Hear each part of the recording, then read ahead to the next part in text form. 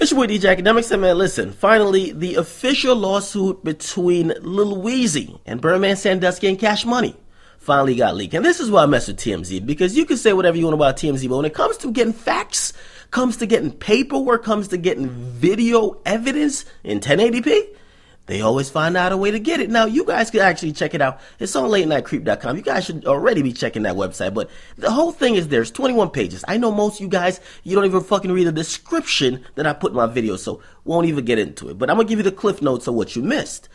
So, let's break it down. So Lil Wayne is signed to Birdman, right? And Birdman pretty much he's the representative for Cash Money, right? So Lil Wayne signed to Cash Money. Lil Wayne has a imprint under Cash Money that's called Young Money Entertainment. Now, we would think, because you hear these rappers talking about, yo, I got my own record label, this, that, and third. Now, in a contract, it says the split in the amount of money that will be paid. So for every dollar made from a Young Money artist, I'm talking about Drake, Tyga, fucking Nicki Minaj, Lil Twist don't put out shit except probably pass around. Probably the only thing he's making is blunts. Anything that with a barcode that comes out of Young Money Entertainment, if there's a dollar made and made for the companies that are the record label, 49% only go to Lil Wayne. 51% go to Birdman. Birdman's eating like a motherfucker off everybody signed to Young Money, which even kind of further confused me. I'm like, if you're eating that much off like a Nicki Minaj album, you're already eating off Lil Wayne. A Drake album, why the fuck are you focusing on Rich Gang? Something fishy's up there. But I'm like, damn. Yeah, Birdman got to have some good contract writers. I mean, if you could get that into physical paper and that into existence, that you sign somebody and anybody they end up signing by their own work, their own merit, their own relationships, you still get over half of the earnings? Nigga, you win. You fucking win.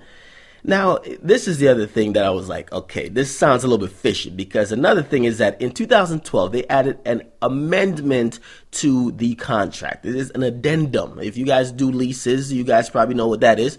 But there's a couple things that strikes me as weird. Number one, it says that they're still operating off the contract Lil Wayne signed with Cash Money in 1998. The only thing they keep doing is, like, every couple of years when he gets his clout up, they look at him and be like, yo, we'll add a little clause in here for you to sweeten your deal a little bit more. Which means I'm like, yo, what? Listen, you guys know sports, right? You play really good, you're hot, you're fucking like Carmelo, you opt out of your contract, you go on the free agent market, you try to see what's out there, you pick the best deal that you could get the most amount of money for the next couple of years. However, with this Lil Wayne and Birdman thing, I don't know if it was loyalty, maybe it was just being young and just being too loyal and stupid, but that's the same contract. All they keep doing is adding addendums to it, which if you could think Lil Wayne was such a little kid when he first signed, like, him signing that contract then was probably like a slave deal. So what they keep doing is like, oh yeah, you're still a slave, but you get Sundays off. Sundays, no more field work on Sundays. You good on Sundays. Okay, a couple more years. Yeah, man, you all making us a lot of money. You know what? We're going to end the workday at 5 o'clock, not 8 o'clock. You good. So it kind of strikes me as a little bit odd, but they added this new amendment in 2012 that said Lil Wayne was to be paid $10 million per album, which it strikes me as weird, not because of the amount. $10 million, that's a good amount of money. I mean, I don't know for Lil Wayne because he's one of the biggest rap stars, but that's a good amount of money. However, it makes it seem, at least in the fucking lawsuit, like it's a flat rate. Like there is no type of battle over any back end money, which kind of immediately raises a red flag. I'm like, wait, does fucking Birdman and Cash Money own Lil Wayne's publishing? Because if you guys don't know, publishing, mechanic, that's how you collect a lot of royalties at a third. Hey, if you think about it, like people like Michael Jackson and all that stuff, they make these hundreds of millions off their music because they own all their intellectual property. So the fact that Lil Wayne is treating like you're fucking buying a bicycle, like, okay, I'm gonna give you $200. That this shit's all mine. The fact that it says that he would only get $10 million and there's no dispute about any other royalties, I'm like, I'm not too sure about what the fuck is going on here. So now this is how it was gonna break down. Apparently, when he starts working on an album, when he starts recording, when he gets in the studio, they were supposed to give him 8 up front. So it's kind of like almost like an advance, right? And then when he turns in the album, which means it's completed, it's turned in for the label to mix, master, and distribute, and also promote, that's when he gets the rest of the $2 million. Pretty much he's saying, yo, listen, they weren't paying me that shit. They didn't give me the money that I should have got.